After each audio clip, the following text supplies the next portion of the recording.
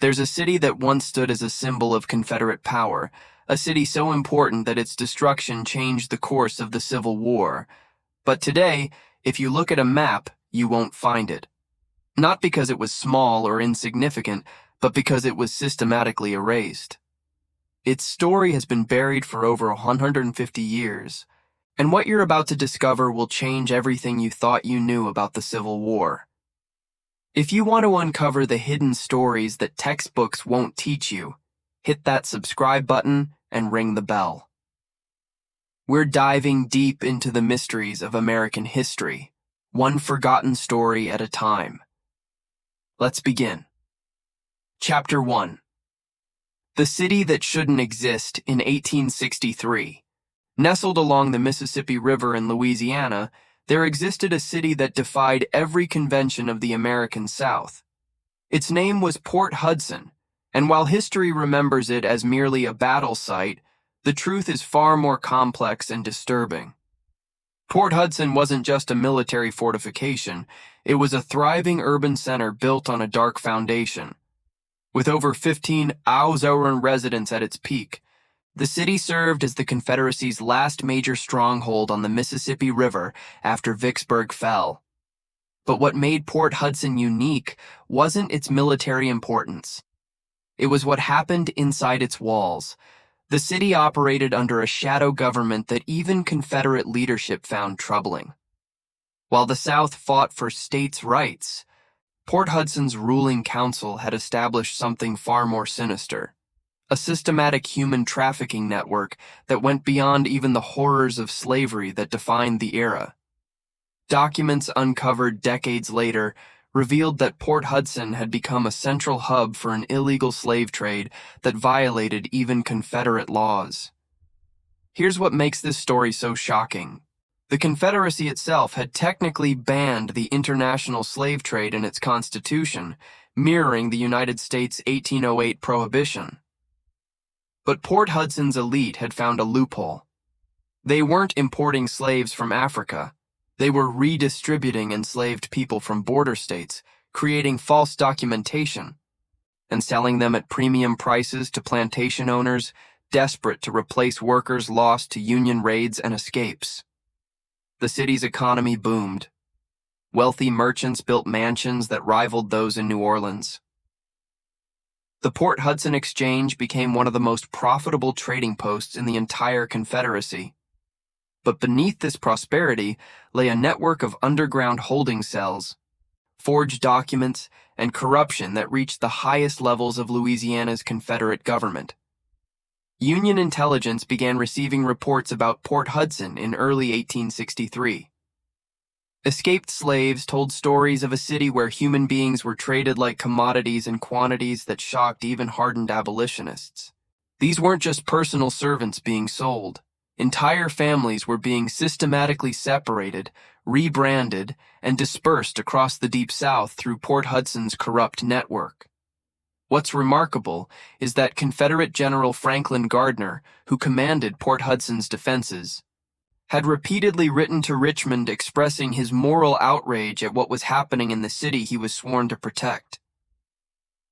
His letters, preserved in the National Archives, paint a picture of a military man caught between duty and conscience.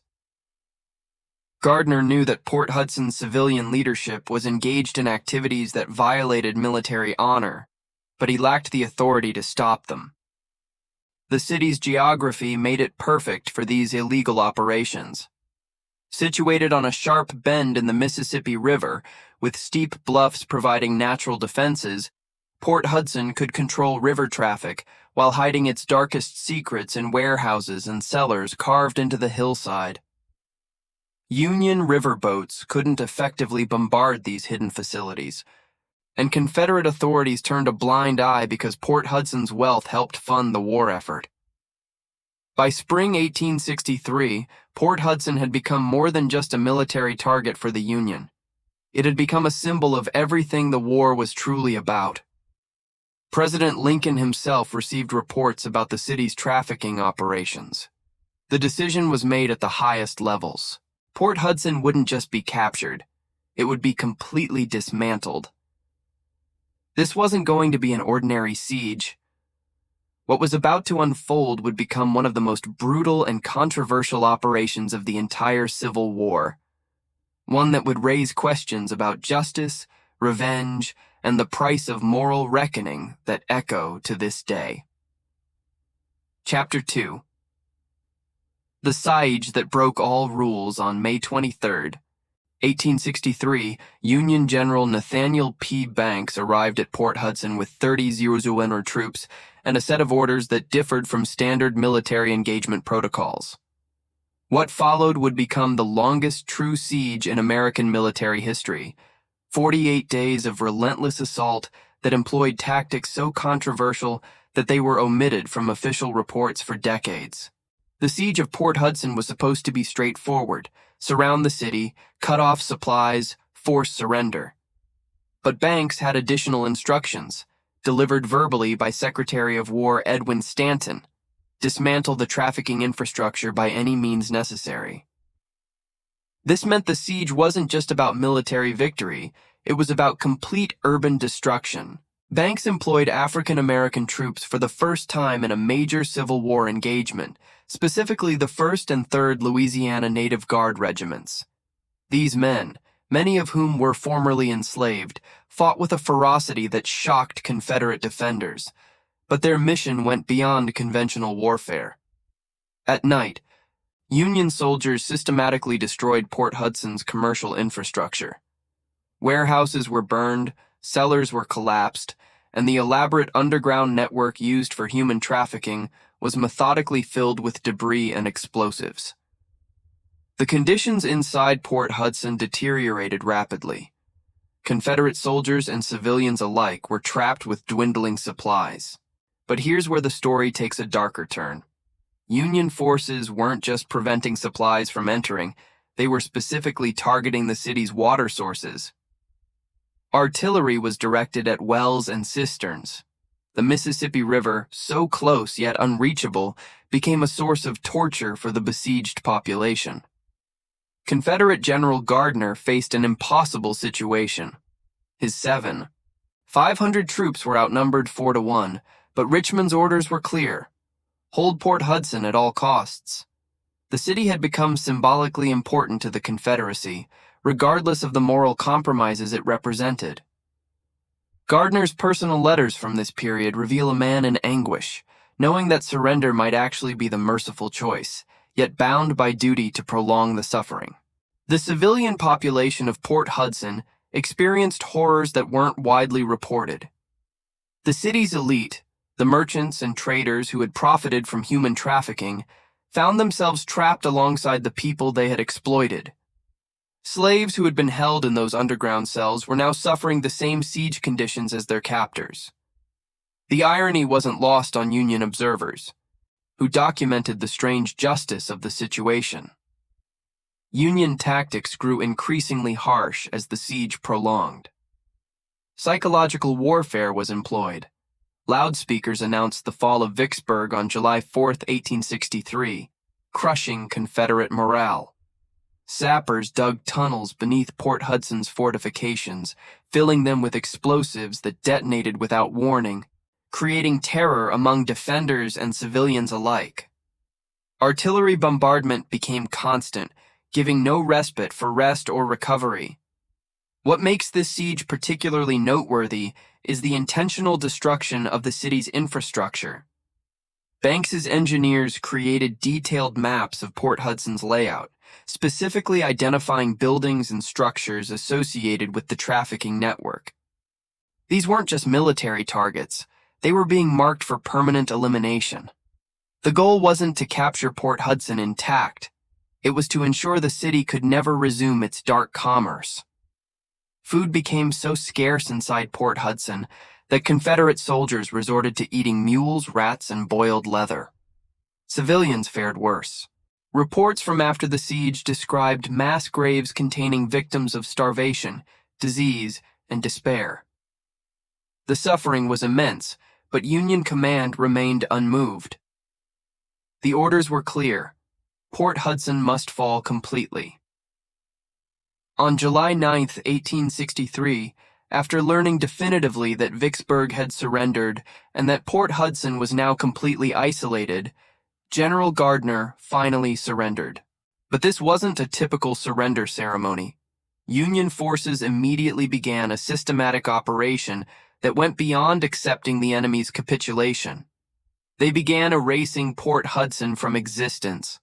The Confederate soldiers became prisoners of war and were marched north. But the civilians, particularly those identified as part of the trafficking network, faced a different fate.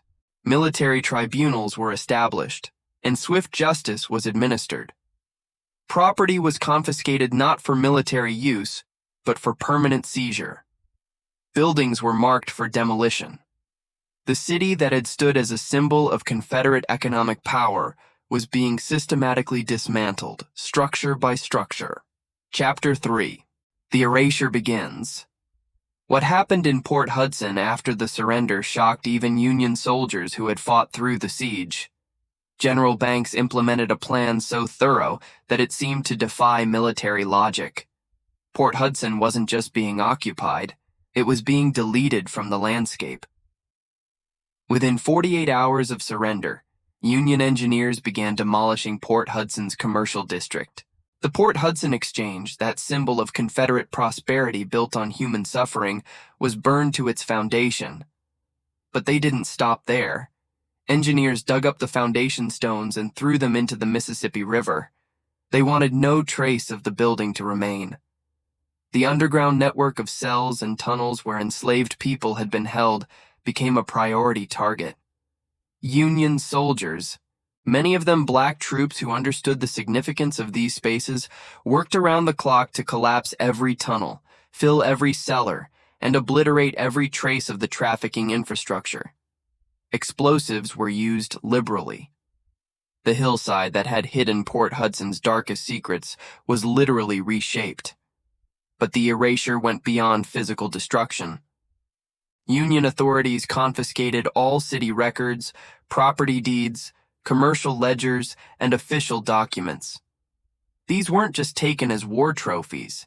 They were deliberately destroyed or permanently sealed in government archives. The goal was to make it impossible to reconstruct Port Hudson's economic networks or property claims after the war. Here's where the story becomes truly extraordinary.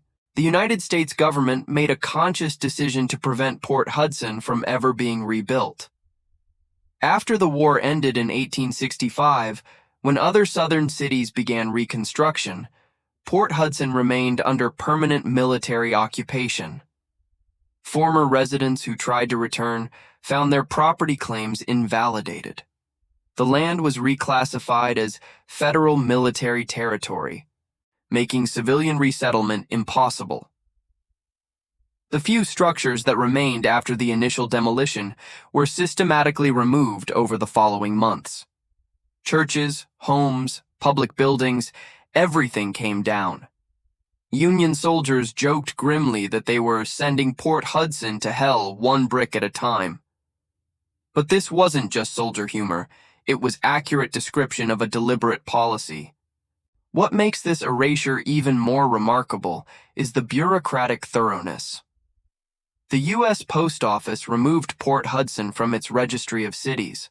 Maps published after 1863 simply showed blank space where Port Hudson had been. The city's name was removed from official Louisiana state records. It was as if the government was trying to erase not just the physical city, but the very memory of its existence. Surviving residents were scattered across Louisiana and neighboring states. Many were former slaves who had gained freedom through the Union occupation. But even they were encouraged to relocate and discouraged from talking about their experiences in Port Hudson. The government wanted the city's story buried along with its ruins. The Mississippi River itself was partially rerouted. Engineers used the siege's destruction as an opportunity to alter the river's channel, supposedly to improve navigation. But the effect was to flood the lowland areas where much of Port Hudson's residential district had stood. Water became the final burial shroud for a city that had profited from human misery. By 1866, just 3 years after the siege, Port Hudson had effectively vanished. Travelers on the Mississippi River saw only ruins overgrown with vegetation and partially submerged by the altered river channel. The bluffs that had made Port Hudson defensible now stood empty, slowly eroding into the river. Nature was completing what human hands had begun. The question that haunted observers then and should haunt us now is, why? Why did the United States government go to such extraordinary lengths to erase this city? Military necessity didn't require such thorough destruction. Other Confederate strongholds were captured, occupied, and eventually returned to civilian control. What made Port Hudson different? The answer lies in what Port Hudson represented. It wasn't just another Confederate city.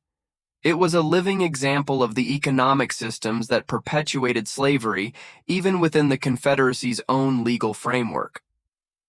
Port Hudson's trafficking network had corrupted Confederate military officers, enriched Southern elites, and created a model that could have spread to other cities if left intact. Union leadership feared that if Port Hudson were allowed to rebuild, its economic networks would simply reconstitute themselves under different names. The trafficking infrastructure had proven too profitable and too well organized to trust that it wouldn't resurface. The only solution, in their view, was complete eradication, not just of buildings, but of the very possibility of the city's resurrection. This decision to erase Port Hudson represented something unprecedented in American history. The deliberate annihilation of an American city, not just as punishment, but as prevention. It was a recognition that some evils are so systemic, so embedded in physical infrastructure and economic networks, that half measures cannot defeat them. Chapter 4. The Conspiracy of Silence. After the Civil War ended in 1865, something strange happened with Port Hudson's story. Despite the dramatic siege and unprecedented erasure of the city, it virtually disappeared from historical accounts. This wasn't accidental. It was the result of a coordinated effort by both Northern and Southern authorities to bury what had happened there. The reasons for this conspiracy of silence were complex and troubling. For the Union, Port Hudson represented an uncomfortable precedent. The complete destruction of an American city, regardless of justification, raised questions about the limits of military authority and the ethics of collective punishment. As the nation tried to reunite during Reconstruction, highlighting such extreme measures threatened to deepen divisions. Northern authorities also worried about the legal implications, the property confiscations, summary tribunals, and permanent displacement of residents, even those not directly involved in trafficking, created constitutional questions that could undermine other Reconstruction policies. It was easier to let Port Hudson fade from memory than to defend in court the extraordinary actions taken there. For the South, Port Hudson's story was equally problematic, but for different reasons. The lost cause mythology that emerged after the war depicted the Confederacy as a noble defense of states' rights and Southern honor. Port Hudson's trafficking network contradicted this narrative. It exposed the brutal economic realities that slavery entailed and revealed that even Confederate authorities had found Port Hudson's practices excessive. Confederate veterans who had defended Port Hudson received an unusual message from their former commanders. Don't talk about what happened there. Letters and private collections reveal that officers like General Gardner actively discouraged their men from sharing their Port Hudson experiences. Gardner himself never published memoirs, despite being a significant Confederate commander. His silence was deliberate. The few journalists who tried to investigate Port Hudson's story in the 1870s and 1880s encountered obstacles at every turn. Government archives containing Port Hudson documents were classified or lost. Surviving residents refused interviews or gave contradictory accounts. Former Union officers claimed not to remember details. It was as if both sides had agreed that Port Hudson was better left unexamined. This silence extended to popular culture and education. History textbooks mentioned the siege of Port Hudson only briefly, emphasizing the military aspects while completely ignoring what the siege had been about or what happened afterward. The city's erasure became a physical fact mirrored by its historical erasure. Students learned about Vicksburg, Gettysburg, and Antietam, but Port Hudson became a footnote. What makes this conspiracy of silence even more remarkable is that it persisted well into the 20th century. When Civil War centennial commemorations occurred in the 1960s, Port Hudson received minimal attention. The battlefield itself had been partially preserved as a state historic site, but interpretive materials focused almost exclusively on military tactics, saying nothing about the trafficking network or the city's deliberate destruction. Scholars who did try to research Port Hudson faced serious challenges. Documents remained sealed or restricted. Local records had been destroyed or scattered. The physical evidence had literally been erased from the landscape. Reconstructing what had happened required piecing together fragments from personal letters, military reports, and escaped slaves' testimonies archived in obscure collections.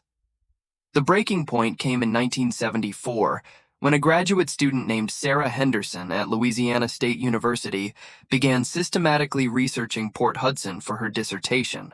Henderson obtained permission to access previously restricted National Archives materials and discovered the full extent of the trafficking network and the deliberate policy to erase the city. Her dissertation caused controversy among established Civil War historians who had either been unaware of or complicit in maintaining silence about Port Hudson. Henderson's work revealed something disturbing. The conspiracy of silence hadn't been a temporary post-war phenomenon. It had been actively maintained for over a century through classified documents, restricted archives, and professional pressure on historians to focus on other topics. The story of Port Hudson had been systematically suppressed because it complicated neat narratives about the Civil War that both North and South found useful. But even Henderson's groundbreaking research had limited impact. Her dissertation was published by a small academic press and remained largely unknown outside specialist circles. Popular histories of the Civil War continued to mention Port Hudson only in passing. The conspiracy of silence had evolved into institutional inertia. The story simply wasn't told because it never had been told. This raises a profound question about historical memory. How many other stories have been buried through similar processes? Port Hudson's erasure was physical, but its historical erasure was equally thorough and perhaps more insidious. It demonstrates how history can be shaped not just by what is recorded, but by what is systematically forgotten. The implications extend beyond Port Hudson itself. The trafficking network that operated there had connections to other cities and economic systems throughout the South. By suppressing Port Hudson's story, historians also avoided examining these broader networks. The conspiracy of silence protected not just Port Hudson's memory, but the uncomfortable truths it represented about the economic foundations of Southern society. Chapter 5. What the Ground Still Remembers. In the 1980s and 1990s, a new generation of archaeologists and historians began to literally unearth Port Hudson's buried secrets. What they discovered challenged everything that had been assumed about the city and revealed that some truths refuse to stay buried, no matter how thoroughly they're hidden. Archaeological excavations at the Port Hudson State Historic Site began uncovering evidence that contradicted official accounts. Beneath the battlefield where tourists walked, researchers found foundations of buildings that weren't supposed to exist according to historical records. The city had been larger and more developed than anyone had acknowledged. This wasn't just a military fort. It had been a substantial urban center. The most disturbing discoveries came from the hillside areas. Excavations revealed an extensive network of underground chambers far more elaborate than previously documented. These weren't simple cellars. They were purpose-built holding facilities with iron rings embedded in stone walls, drainage systems for waste removal, and separate ventilation shafts. The engineering sophistication suggested this infrastructure had been planned and constructed over years, not improvised. Forensic archaeologists found human remains in several locations. DNA analysis and skeletal evidence indicated these were predominantly African Americans who had died during or shortly before the siege. The burial patterns suggested mass casualties that weren't properly recorded. Some remains showed evidence of malnutrition and disease consistent with imprisonment conditions. These weren't soldiers who fell in battle, they were victims of the trafficking system. Historical documents uncovered in private collections began filling in gaps in the official record. Letters from Port Hudson residents written before the siege described a city where wealth flowed freely, but came from sources that made some residents uncomfortable. Diary entries from Union soldiers after the surrender described scenes of horror when they discovered the full extent of the underground facilities, accounts that had been censored from official reports. One particularly significant discovery came from analyzing Union engineering documents. Detailed maps showed that military engineers had created comprehensive surveys of Port Hudson's infrastructure, marking not just military targets, but specifically identifying civilian buildings associated with trafficking operations. These maps proved that the post-siege destruction had been carefully planned and executed according to a deliberate strategy. Researchers also found evidence of the Mississippi River's rerouting. Geological surveys revealed that the river's channel had indeed been artificially altered in the 1860s, flooding areas where Port Hudson's lower districts had stood. This wasn't natural erosion, it was engineered flooding designed to make reconstruction impossible.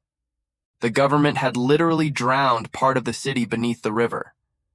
Perhaps most significantly, researchers discovered that Port Hudson's economic records had not been completely destroyed. Copies of ledgers and transaction documents had been preserved in Confederate archives that later became part of university collections. These records revealed the astonishing scale of the trafficking operation. Between 1861 and 1863, thousands of enslaved people had been processed through Port Hudson's network. The profits had funded not just local enrichment, but Confederate military operations throughout Louisiana. These discoveries prompted a reassessment of Port Hudson's historical significance. The siege wasn't just another Civil War battle. It was a deliberate operation to destroy a trafficking network that operated at industrial scale. The city's erasure wasn't excessive or vindictive. It was a calculated response to a systematic evil that couldn't be allowed to survive. Modern ground-penetrating radar surveys revealed even more. The technology showed extensive remains of structures still buried beneath vegetation and accumulated sediment. The footprint of Port Hudson was much larger than the areas that had been excavated. Entire neighborhoods remained entombed, their stories still waiting to be uncovered. Local historians began interviewing descendants of Port Hudson survivors, both black and white. Oral histories passed down through generations finally started being recorded officially. These accounts provided human context to the archaeological findings. Families remembered stories of ancestors who had escaped from Port Hudson, who had fought in the siege, or who had witnessed the city's destruction. The memories had persisted even when official history had been silent. What emerged from this research was a complete picture of Port Hudson that had been deliberately hidden for over a century. The city had been a crucial node in an illegal trafficking network that violated even the Confederacy's own laws. Its destruction had been controversial but arguably necessary given the entrenched nature of its criminal enterprise. And its erasure from history had been a coordinated effort to avoid uncomfortable truths about both northern military excess and southern economic corruption. The ground remembered what people had tried to forget. Beneath the soil, in the river's changed course, in the scattered foundations and buried chambers, Port Hudson's truth had waited for someone to listen. The physical evidence couldn't lie and couldn't be suppressed forever. This archaeological and historical resurrection of Port Hudson raises important questions about what else we've forgotten or been encouraged to forget. How many other stories lie buried, waiting for someone to care enough to uncover them? Chapter 6. Why it still matters today. Port Hudson's story isn't just a historical curiosity. It's a lens through which we can understand contemporary issues about human trafficking, institutional corruption, historical memory, and the limits of justice. The city that was erased from maps has profound lessons for the present moment. First, Port Hudson illustrates how human trafficking operates as an industrial system, not just individual crimes. The trafficking network there had sophisticated infrastructure, legal cover through falsified documents, economic incentives that corrupted officials, and institutional protection from both civilian and military authorities. This pattern remains remarkably current. Modern trafficking networks similarly operate through complex infrastructure, forged documentation, corrupted officials, and institutional blind spots. The parallels are uncomfortable but clear. Just as Port Hudson's trafficking network functioned in plain sight, protected by economic importance and political connections, modern trafficking operates within legitimate business structures, protected by the same factors. Port Hudson reminds us that exposing such networks requires more than prosecuting individual criminals. It demands dismantling the infrastructure and economic incentives that enable systematic exploitation. Second, Port Hudson raises difficult questions about collective punishment and the destruction of communities. The Union's decision to erase the entire city affected guilty and innocent alike. Former slaves who gained freedom there were displaced along with the merchants who had exploited them. The complete destruction prevented any possibility of the trafficking network reconstituting itself, but at what cost to principles of proportionate justice? This tension remains relevant today when we consider how to respond to communities or institutions where systematic abuse has occurred. How do we eliminate the infrastructure of harm without unjustly punishing everyone associated with a place or organization? Port Hudson shows both the appeal and the dangers of total elimination as a response to systematic evil. Third, the century-long conspiracy of silence about Port Hudson demonstrates how historical narratives are constructed and controlled. Both North and South had reasons to suppress this story, and their combined silence proved remarkably effective. This pattern of motivated forgetting continues in contemporary historical debates about uncomfortable topics. Port Hudson is a case study in how inconvenient truths get buried not through outright lies, but through systematic omission and institutional inertia. Understanding Port Hudson's erasure helps us recognize when similar processes might be operating today. What stories are we collectively choosing not to tell? What uncomfortable historical truths remain buried because acknowledging them would complicate preferred narratives? The mechanisms that kept Port Hudson hidden for over a century, classified documents, restricted archives, professional pressure, and simple neglect, still exist. Fourth, Port Hudson's rediscovery shows that truth eventually resurfaces. Despite extraordinary efforts to erase both the city and its story, archaeological evidence, archival documents, and oral histories eventually brought the truth to light. This offers hope that other suppressed histories can be recovered, but it also demonstrates how much can be lost through even temporary suppression. The century of silence about Port Hudson meant lost opportunities for learning and reckoning with difficult truths. The story also highlights the role of individual researchers and historians in challenging established narratives. Sarah Henderson's dissertation broke through decades of silence because one person cared enough to look beyond official accounts. This reminds us that historical truth often depends on individuals willing to ask uncomfortable questions and challenge institutional inertia. Fifth, Port Hudson forces us to confront the question of whether erasing physical infrastructure can eliminate systematic evil. The Union's strategy assumed that destroying the buildings, tunnels, and economic structures would prevent the trafficking network from reconstituting itself. Did it work? In Port Hudson's case, yes. The specific network never reformed. But the broader systems of exploitation simply moved elsewhere. Other trafficking networks continued operating throughout the South during and after Reconstruction. This raises difficult questions about modern equivalence. Can we eliminate systematic abuse by destroying physical infrastructure, or do we need to address deeper economic and social factors? Port Hudson suggests that infrastructure destruction can eliminate specific networks, but doesn't address root causes that allow similar networks to emerge elsewhere. Finally, Port Hudson reminds us that historical memory is not just about the past. It shapes present identity and future possibilities. The decision to erase Port Hudson from maps and history was an attempt to erase a problematic identity and prevent certain futures.